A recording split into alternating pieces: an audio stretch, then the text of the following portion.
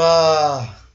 Hoje nossa aula é uma continuação da aula da semana passada. Logo nas últimas aulas estamos tratando sobre a democracia, alguns aspectos da democracia, e na última aula falamos sobre a democracia grega. Na aula de hoje, continuando essa pegada da democracia grega, falaremos sobre o papel da mulher grega e o casamento. Tema que tem tudo a ver com a temática principal, que é democracia. Então, bons estudos e atenção! Quando falamos da mulher grega e o casamento, é bom salientar que o casamento seria esse único destino possível para a mulher. A mulher tinha o casamento como uma meta para a sua vida. Teria que ser essa meta. Mas não se tratava apenas de uma meta. Era um dever religioso e cívico. Logo, ao formar uma família, elas tinham o, entre aspas, privilégio de procriar e gerar novos soldados para o país. Então, elas seriam esse vínculo para o crescimento do país populacional do país. Esse era, entre aspas, o privilégio que elas tinham nesta época. Mas se por acaso ela fosse infértil, o homem poderia pedir o divórcio.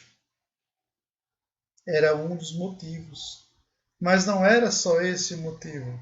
Existiam outros, entre os quais a traição. Se por acaso ela traísse, ele tanto poderia exigir a separação ou mesmo matá-la em meio ao público.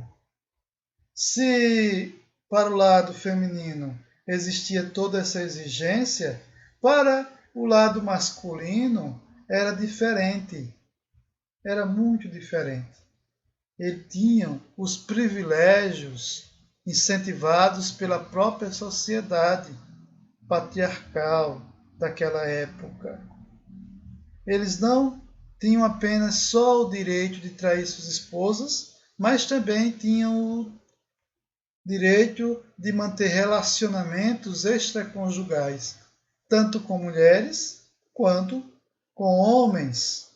Aliás, esse envolvimento entre homem maduro e um jovem era uma prática que era chamada de pederastia. Prática que, na época, é bom salientar, na época, era incentivada pela sociedade grega. Mas vale a pena lembrar a vocês que julgar uma cultura antiga e seus costumes a partir dos nossos valores e costumes não é o mais adequado. Por quê? Embora essas situações, a nosso ver, são inadmissíveis, mesmo sabendo que algumas ocorrem ainda hoje, é importante verificarmos em que momento histórico foi situado o acontecimento e sabendo que este momento histórico era outro costume, era outra tradição, eram outros valores. Sendo assim, quando julgamos a história antiga com o nosso olhar e queremos que naquela época respeitem os nossos valores, nós corremos o risco de cair no anacronismo, que é um erro grave.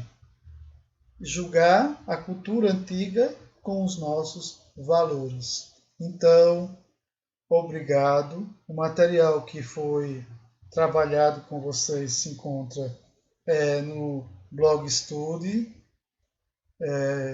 História, Mulheres de Atenas, né? E o direito do divórcio. O link está aí na tela. e até mais. Semana que vem trabalharemos mais um pouco sobre esta temática. E tchau!